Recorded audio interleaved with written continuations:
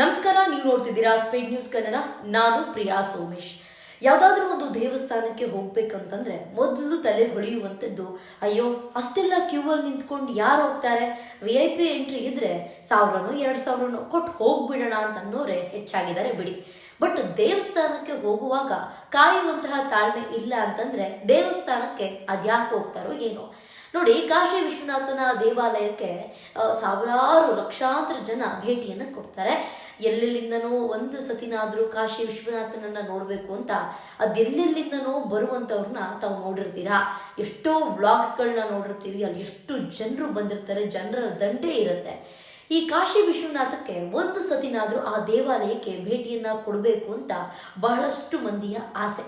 ಮುಂಚೆ ಎಲ್ಲ ಕಾಶಿಗೆ ಹೋಗ್ಬೇಕು ಅಂದ್ರೆ ವಯಸ್ಸಾಗಿರ್ಲೇಬೇಕು, ವಯಸ್ಸಾದ್ಮೇಲೆ ಹೋಗ್ಬೇಕು ಅಂತ ಅನ್ಕೊಡೋರು. ಆದ್ರೆ ಈಗ ಹಂಗಿಲ್ಲ ಬಿಡಿ. ಈಗ ಕಾಶಿಗೆ ಹೋಗ್ಬೇಕು ಅಂತ ಅಂದಿದ ತಕ್ಷಣ ಫ್ಲೈಟ್ ಬುಕ್ ಮಾಡ್ಕೊಂಡು ಹೋಗ್ತಾನೆ ಇರ್ತಾರೆ. ಇಲ್ಲ ಅಂತಂದ್ರೆ ಯಾವ್ದಾದ್ರು ಟೂರ್ಸ್ ಮತ್ತೆ ಯಾವ್ದಾದ್ರು ಟ್ರಿಪ್ ಆರ್ಗನೈಸ್ ಮಾಡೋರ್ ಜೊತೆ ಹೋಗ್ತಾ ಇರ್ತಾರೆ. ನೋಡಿ, ಕಾಶಿ ವಿಶ್ವನಾಥ ದೇವಾಲಯಕ್ಕೆ VIP ದರ್ಶನ ಬೇಕು ಅಂತ ಹೇಳ್ಬಿಟ್ಟು ಒಬ್ಬ ಮಹಿಳೆ, ಅದು ಕರ್ನಾಟಕದಿಂದ ಕಾಶಿಗೆ ಹೋಗ್ತಿರುವಂತಹ ಒಬ್ಬ ಮಹಿಳೆ 4000 ರೂಪಾಯಿ ಒಬ್ಬ ದಲ್ಲಾಳಿಗೆ ಕೊಟ್ಟಿದ್ದಾಳೆ. ಏನಂತ, ನನಗೆ VIP ಎಂಟ್ರಿ ಬೇಕು, VIP ದರ್ಶನ ಬೇಕು, ನಿಂತ್ಕೊಂಡು ಕಾಯೋದಕ್ಕಾಗೋದಿಲ್ಲ ಅಂತ ಹೇಳ್ಬಿಟ್ಟು ಒಬ್ಬ ದಲ್ಲಾಳಿಗೆ 4000 ರೂಪಾಯಿ ಕೊಟ್ಟಿದ್ದಾಳೆ ಈಕೆ. ಆನಂತರ ಈಕೆ ಗೊತ್ತಾಗಿದೆ ಇಲ್ಲಿ VIP ದರ್ಶನನೂ ಇಲ್ಲ, ಎಂಥದೂ ಇಲ್ಲ, ನಾನು ಕೊಟ್ಟಿರೋದೊಬ್ಬ ಫೇಕ್ ಮನುಷ್ಯನಿಗೆ ಅಂತ.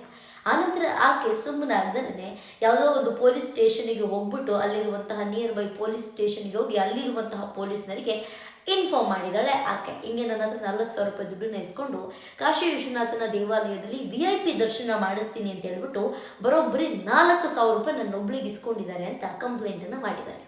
ಆ ನಂತರ ಅದೇ ತಕ್ಷಣ ಪೊಲೀಸ್ನವರು ಆ ಜಾಗಕ್ಕೆ ಬಂದು ಆ ಒಂದು ವ್ಯಕ್ತಿಯನ್ನ ಕರೆಸಿ ಆ ನಂತರ ಆ ಮಹಿಳೆಗೆ ಆ ದುಡ್ಡನ್ನು ವಾಪಸ್ ಮಾಡಿಸಿದ್ದಾರೆ. ಇದು ನಡೆಯುವುದು ತೀರಾ ಕಡಿಮೆ ಬಿಡಿ. ಈ ರೀತಿ ದಲ್ಲಾಳಿಗಳು ಸಿಕ್ಕಾಕೊಳ್ಳೋದೇ ಇಲ್ಲ. ಆದರೆ ಯಾವತ್ತೇ ಆಗಿರಬಹುದು, ನೀವು ದೇವಸ್ಥಾನಕ್ಕೆ ಹೋಗ್ತಿದ್ದೀರಾ ಅಂತಂದಾಗ ಅಷ್ಟೆಲ್ಲ ಕಷ್ಟಪಟ್ಟು ಅಷ್ಟು ದೂರ ಟ್ರಾವೆಲ್ ಮಾಡಿರ್ತೀರ. ಅಲ್ಲಿ ಆ ದೇವರನ್ನ ನೋಡಬೇಕು ಅಂತಂದ್ರೆ ಒಂದಷ್ಟು ನಿಮಗೆ ಸಮಯಾವಕಾಶ ಇಲ್ಲ, ಕಾಯುವಂತಹ ತಾಳ್ಮೆ ಇಲ್ಲ ಅಂತಂದ್ರೆ ಇಲ್ಲಿಂದ ಅಲ್ಲಿಗೆ ಹೋಗಿ ಏನು ಪ್ರಯೋಜನ? ತಾವೆಲ್ಲರೂ ನೋಡಿರ್ಬೋದು, ಇದು ಬರೀ ಕಾಶಿ ವಿಶ್ವನಾಥ ದೇವಸ್ಥಾನ ಮಾತ್ರ ಅಲ್ಲ, ಇದು ಸಾವಿರಾರು ದೇವಸ್ಥಾನಗಳಲ್ಲಿ ನಡೀತಿರೋದೇ ಹೀಗೆ.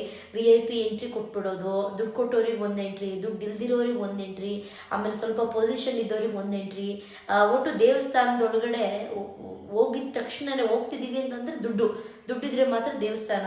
ಇನ್ನು ತುಂಬ ಜನ ಕಾಯ್ಕೊಂಡು ಬೆಳಗಿಂದ ಸಂಜೆವರೆಗೂ ನಿಂತ್ಕೊಂಡು ದರ್ಶನ ಮಾಡೋರು ಒಂದು ಕಡೆ ಆದರೆ, ಇನ್ನೊಂದು ಕಡೆ ಹಿಂಗೆ 1000-2000 ರೂಪಾಯಿ ಕೊಟ್ಬಿಟ್ಟು ಡೈರೆಕ್ಟ್ ಎಂಟ್ರಿಯನ್ನು ತಗೊಳ್ಳೋರು ಇನ್ನೊಂದು ಕಡೆ ಅವರ ಪೊಸಿಷನನ್ನು ಬಳಸಿ ಅವರು VIPs ಅಥವಾ ಅವ್ರಿಗೊಂದು ಒಳ್ಳೆ ಫೇಮು ನೇಮು ಇರುತ್ತೆ, ಅಂಥವ್ರನ್ನ ಡೈರೆಕ್ಟ್ ಎಂಟ್ರಿ ಕೊಡುವಂಥದ್ದನ್ನು ತಾವು ನೋಡಿರ್ತೀರ. ಬಟ್ ಇದು ಇವಾಗಿನ ಮಾತಲ್ಲ, ಇದು ಸಾಕಷ್ಟು ವರ್ಷಗಳಿಂದ ಬರ್ತಿರುವಂಥದ್ದು. ಅದೆಲ್ಲದೂ ಕೂಡ ಸ್ಟಾಪ್ ಆಗಬೇಕು. ಎಕ್ಸಾಂಪಲ್, ರೀಸೆಂಟಾಗಿ ಮೈಸೂರಲ್ಲೂ ಕೂಡ ಇಂಥದ್ದೇ ಒಂದು ಘಟನೆ ನಡೀತು. ಒಂದಷ್ಟು ಸೆಲೆಬ್ರಿಟೀಸ್ನ VIP ಎಂಟ್ರಿ ಅಂತ ಬಿಡ್ತೀರಾ, ನಾವು ಮತ್ತೆ ಬೆಳಗಿಂದ ಸಂಜೆವರೆಗೂ ಕಾಯೋರು ನಾವು ಮನುಷ್ಯರಲ್ಲ ಅಂತ. ಈ ರೀತಿಯಾಗಿ ಸಾಕಷ್ಟು ಘಟನೆಗಳು ನಡೀತಾ ಇರುತ್ತೆ. ಬಟ್ ಕಾಶಿ ವಿಶ್ವನಾಥ ದೇವಸ್ಥಾನಕ್ಕೆ ಮುಂದೆ ಯಾರಾದರೂ ಹೋಗಬೇಕು ಅಂದರೆ ಈ ರೀತಿಯಾಗಿ VIP ದರ್ಶನ ಕೊಡಿಸ್ತಾರಂತೆ, ಡೈರೆಕ್ಟ್ ಎಂಟ್ರಿ ಅಂತ ಹೇಳ್ಬಿಟ್ಟು ಇವರಿಗೆ ದುಡ್ಡು ಕೊಡೋದಕ್ಕಿಂತ ಮೊದಲು ಎಚ್ಚೆತ್ಕೊಳ್ಳಿ ಅಂತ ಹೇಳ್ತೀನಿ. ಅದಾಗುತ್ತೆ ಇವತ್ತಿನ ವಿಶೇಷ. ನೋಡ್ತಾ ಇರಿ ಸ್ಪೀಡ್ ನ್ಯೂಸ್ ಕನ್ನಡ. ಸುದ್ದಿ ನಿಮ್ಮದು, ವೇಗ ನಮ್ಮದು.